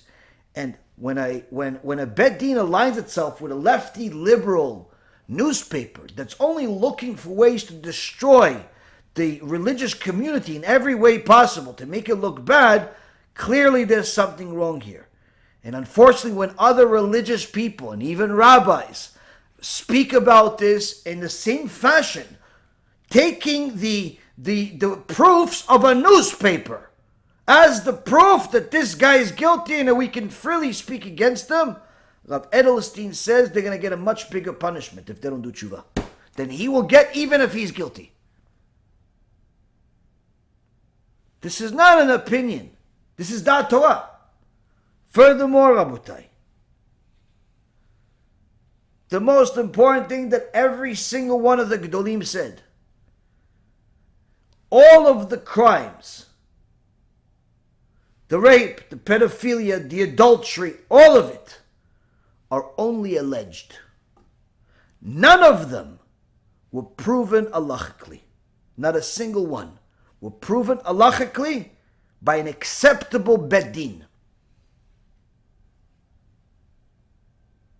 None of them. Which means that according to the Torah, he still had Chizkat Kashrut. This is why one of the Talmidei Chachamim that wrote about it said, there's nothing even to talk about here. Not only can you keep his books, there's no reason for you to consider anything otherwise. Nothing happened here. He wasn't proven to be a rapist. He wasn't proven to be a pedophile. Wasn't proven nothing. Nothing was proven halachically. Yeah, but what about the 22 women? So what? It could be 2,000 women. That's not how it's proven halachically. Halachically requires him to come to a Bet Din. Halachically requires actual evidence. And that's one of the things. One of the things that hasn't been shown at this point. Hasn't been shown. What do they have? A recording. A recording of what they say is Chaim Walder saying that if this goes out, I'm going to kill myself. Several people that we spoke to. Well, I should correct, Rabbi Ephraim spoke to. That were extremely close to Chaim Walder. Rabbi Ephraim didn't know Chaim Walder. But several people that knew him that were very close to him. Some acquaintances of theirs. Like some just knew who he was. But knew. Conclusively said, we have no idea who that person is on that tape. It's not his voice. Heard his voice for 20 years, 30 years, 40 years. I know his voice. It's not his voice. Now to the general public that's getting it from the media, like, see, he's guilty. He wanted to kill himself. Did you ever think for a second that's not his voice? Probably not. Why? Because the whole way that the story has been presented is that he's guilty before you even completed the story. And also, anyone that spent a minute seeing what technology is available today, Rabotai Karim, should already know you can make that type of a video, that type of a audio about anyone at any moment. You could literally take any person you want and not only replicate their voice, saying anything you want. In fact, if you have the equipment, you could even make a video of them saying anything you want. And it's been done before. Not only it's been done in Hollywood for at least 25, 30 years. It's also been done in the secular world. It's been done in all types of places, and it also has been done in the frum world. One of the most strange cases that have happened in the last 10 years against a major rabbi is they had a video of the rabbi talking about all types of things that are inappropriate. And people that see, myself included, I saw this video, I said, wow, Ribono Shel Olam, it's crazy. I can't believe the rabbi is saying this stuff. But Baruch Hashem, Hashem had mercy on me, and literally 5 seconds later, I saw the real video. What's the real video? The real video is somebody else is talking. The rabbi's chewing. Somebody else is talking. Why? Because you hear the rabbi answer him. He's next to him, he's next to him. Both of their lips are moving if you pay attention to it. But when somebody already told you, no, it's the rabbi talking, you're only looking at the rabbi. You're not looking at the other guy. You're not a private detective. You're thinking that the rabbi is talking. But when someone shows you a bigger picture and shows you who's talking, you read their lips, you see nothing that they're saying, he's saying, it's the other guy. But they pinned this on this guy, and they made a very, very clever video showing the two cases, proving it. Amazing job. But you see, mamash, how people can manipulate things in any way they want, put anything in anybody's mouth. But yet no one has thought about this in the media, that maybe the tape is not real. Maybe it's not his voice. Maybe it is his voice, but he didn't really say it. Nobody's taking that. The fact is, Rabotai, no one even mentioned yet that if there was really that many cases, because they're saying they have 22 confirmed women with multiple heinous crimes with each one of them, and many, many others that haven't been confirmed yet. I mean, this means that this person was literally, walking around without any clothes on just to be ready for the next crime. Like, he didn't have enough time to have clothes on. I don't know how he had time to write books. That many women, that many crimes, Hashem Yishmor v'Yatzil. When you have time to eat. But anyway, apparently, according to this, you had dozens of crimes with at least 22 victims that are confirmed and many more unconfirmed yet for years. No one's asked a simple question that I asked right away, Baruch Hashem. Number one, why did the Bet Din, the very same Bet Din that concluded what the conclusion is without having all of the halachically acceptable standards, why didn't that Bet Din that knew about this already for many years, why didn't you go to the cops? If you have a murderer in your community murdering new women and children pretty much on a daily basis, and you know about this, and you don't do anything, you're a bigger criminal than him. How do you know about this, and you know about the victims for years, but you sat quiet like a little nothing for years? And suddenly you woke up 2 months ago when a liberal newspaper called you. What about the community that you care so much about?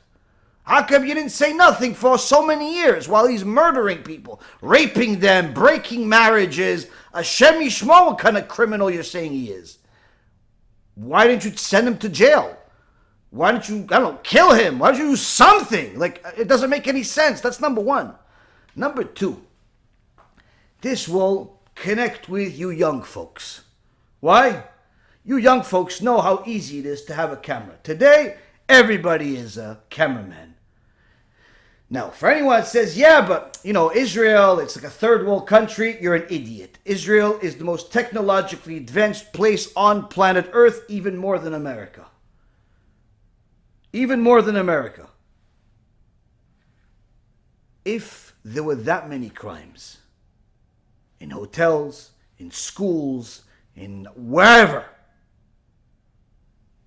not a single footage was caught. Nothing.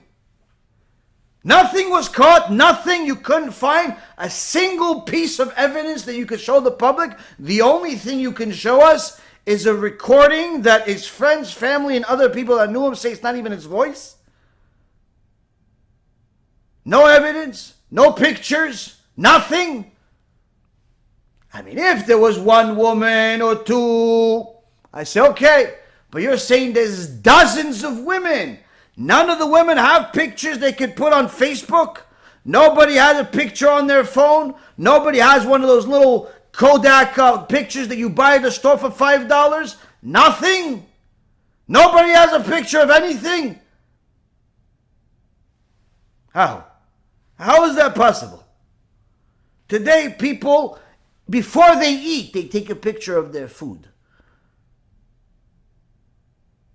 How is there no pictures with so many victims?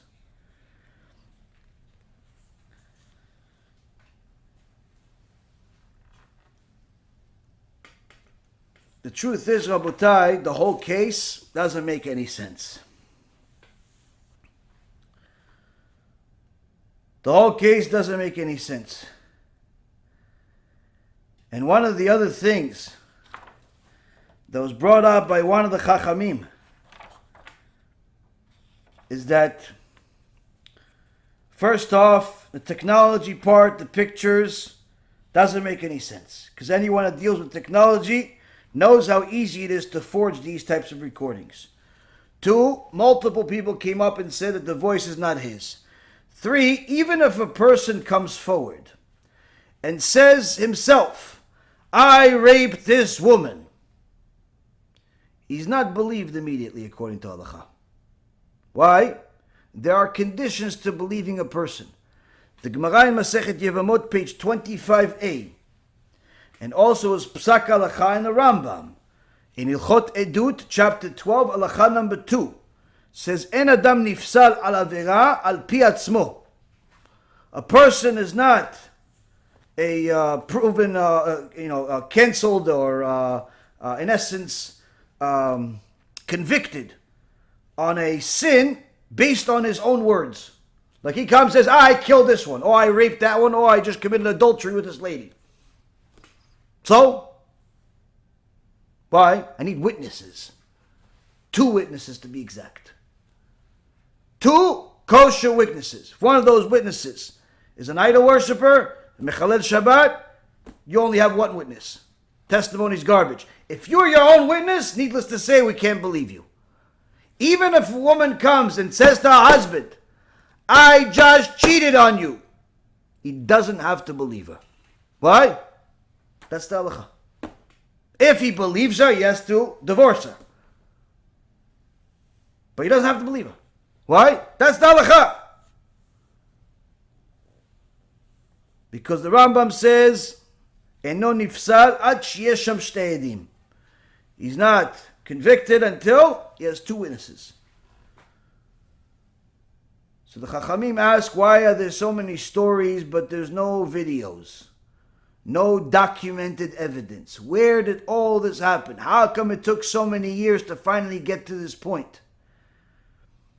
One of the Gedolei Ador that Baruch Hashem were close to, Rav Gidon ben Moshe, he says, first and foremost, after the person dies, there's nothing to talk about. Whatever happened, happened. There's no way for us to know for sure. But the Torah considers the actions of rape as murder. Yet, the Gedolei Ador all ask the same questions, including Rav Gidon ben Moshe, saying this doesn't make any sense. He says, never in the history did a Bet Din conclude something without the accused being in the Bet Din. We're not a secular court. It doesn't work that way. It says the way that this Bet Din operated, never in the history such a thing happened. And these are people that are close to the issue. These are people that are dayanim. These are people that are experts. These are not just like, oh, he read some books and I like it. I follow the news.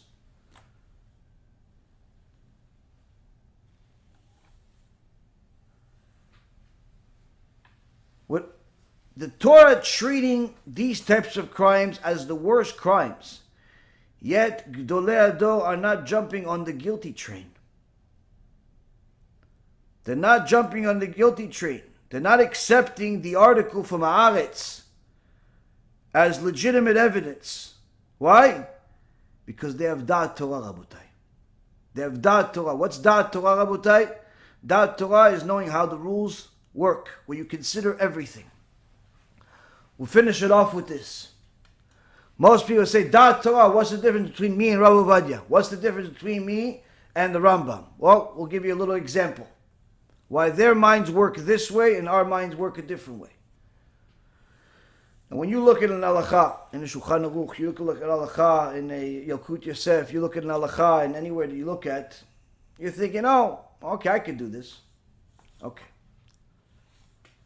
The Gemara Masechet Kiddushin, page 63a, has a Mishnah. And the Mishnah says that there's a person that wants to marry this girl. And he says to her, you are my wife under the condition that when I show you to my father, he's going to accept that you're going to be my wife. But if he doesn't accept, then it retracts that you're not my wife. Okay, that's the condition.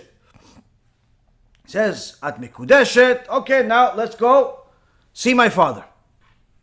Now at this moment, technically they're considered married. But if the father says no, then it's as if it never happened in the first place. If he says yes, then it was already married at that moment. So far you got me? Okay. So now they get to the father. And Shem Yachem, they find out the father is dead. He's dead. So you can't give the opinion. So what happens? What's the conclusion?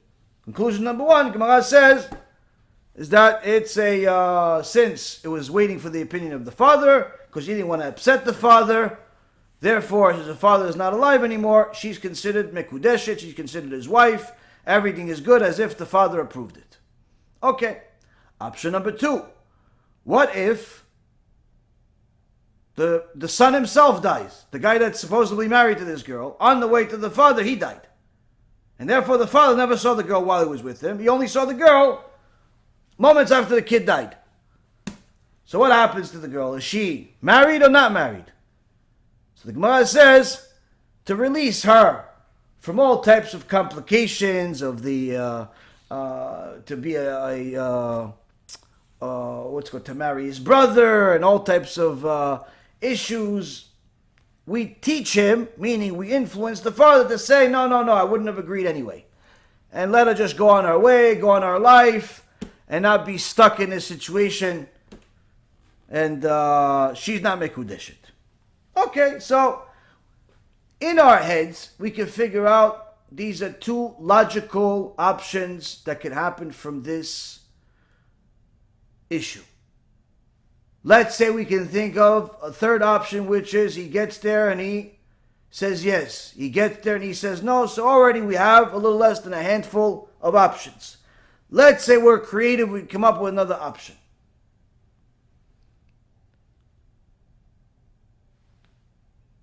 Somebody looks at this. I learned the topic. I learned the sugya.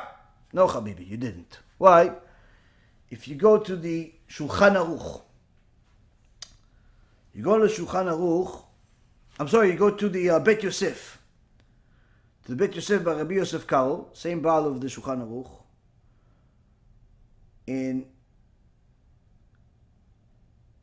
the section of Kiddushin,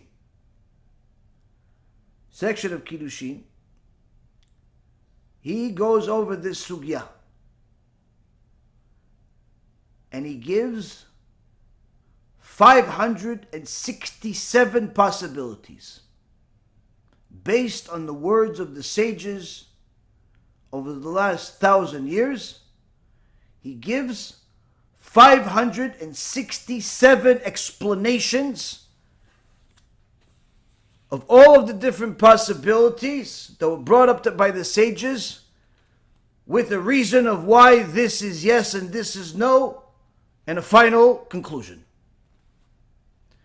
Now, if Rabbi Yosef Karo went through 567 possibilities, you could go learn it. Spend a month, 2, 3, 4, 5 months, learn all of these different possibilities.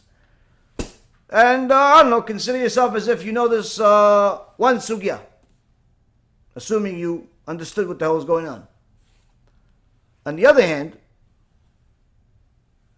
if you look at it from the right perspective, you'll know that if he thought of 567, then needless to say, the sages before him also thought of them, and even more. And the sages of the Gemara, they mentioned this in the Masechet Kiddushin, not only thought of those, but thought of many more. Hopefully we got to 5. 4 we have. Hopefully we can get to 5. Rav Ovadia, one time, his son tells a story. They were learning Torah on Shabbat. They were learning the Khatam Sofer, because the Rav was writing one of his tshuvot, one of his responses in one of his Sfarim, and he went over the Khatam Sofer. He said they studied throughout the entire Shabbat, something like 17 hours. They're studying the writings of the Khatam Sofer. And the Rav Ovadia had many chidushim, many insights, many things. So on Motzei Shabbat, he got right into it and went to his book to write. So you'd figure, you study 17 hours of Torah, you had a bunch of different insights. What are you going to do? You're going to write a bunch of stuff. What does he write? 4 words. This is what Khatam Sofer wrote. In English it's 5. V'chen katav Khatam Sofer. 4 words. So his son, Rav David Yosef, says, but Abba, you studied 17 hours, you had many chidushim. Why don't you write some of them? Everybody says, for what? None of them are really changing anything. What, to show that I know something? If it's in essence the same thing of what he wrote, and it's nothing that's contradicting anything, and it's nothing that's going to bring anything else, why do I need to write these extra words? 17 hours he studied straight for 4 words to put in his book. The average person is proud if they learned a lecture for an hour and a half. Rabbi, I think I need a bracha. Why? I think I give a bracha. Oh, why?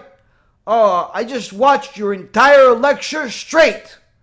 2.5 hours, Rabbi. I watched it straight. No, nothing. I think I give you a bracha now. I say to myself, yeah, probably give me a bracha. Give me a bracha. You watched the lecture for 2.5 hours. Study intensely for 17 hours just for the sake of 4 words. This is what the Khatam Sofer wrote.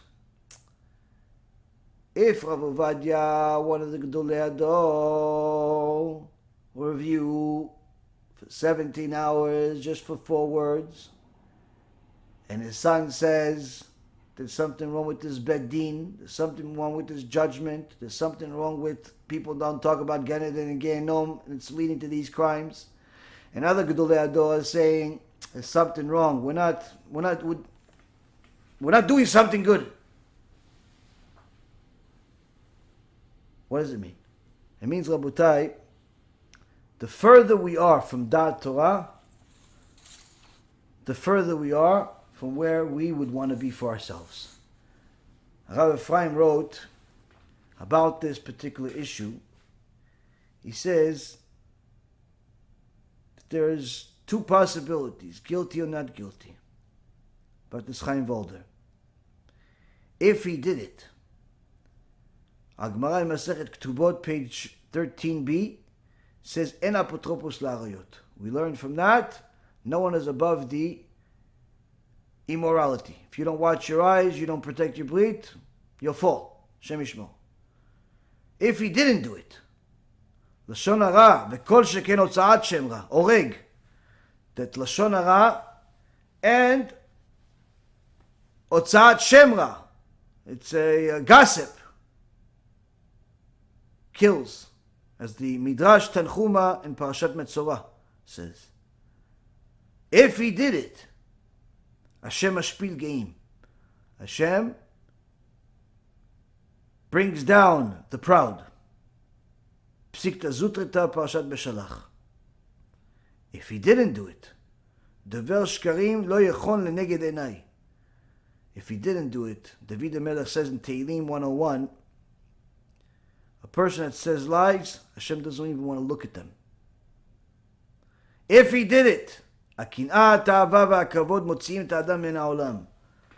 The Mishnah in Avot, chapter 4, Mishnah 21, says that the jealousy, desire, and seeking for honor is what takes a person out of the world. If he didn't do it, החושד בכשרים לוקח בגופו, לוקה בגופו. If he didn't do it and they're blaming him, he did. The Gemara in Masechet Shabbat, page 97, says, a person that suspects kosher people is bringing damage to his own body. His own life is in danger. If he did it, המחלל שם שמיים, בסתר נפרעים ממנו בגלוי. If he did it, someone that desecrates Hashem's name behind the scenes, the punishment is in public. This is in the Pirkei Avot, chapter 4. If he didn't do it, ידינו שפכו את הדם הזה. If he didn't do it, the book of Deuteronomy, chapter 21, says, our hands spilled his blood. If he did it, הבעל אשת איש מיתתו בחנק, ויש לו חלק לעולם הבא. If he did it, the Gemara in Masechet Sanhedrin, page 107, says, someone that is an adulterer, his death is in strangulation, but he still has a share of the world to come. If he didn't do it, המלבין פני חברו ברבים, אין לו חלק לעולם הבא. If he didn't do it, that same Gemara, that same page says, someone that embarrasses his fellow in public has no share of the world to come. If he did it, בעבוד רשעים רינה. Mishlei 11, Shlomo HaMelech says, when the wicked die, we celebrate. If he didn't do it, El Nekamot Hashem, El Nekamot Yofia.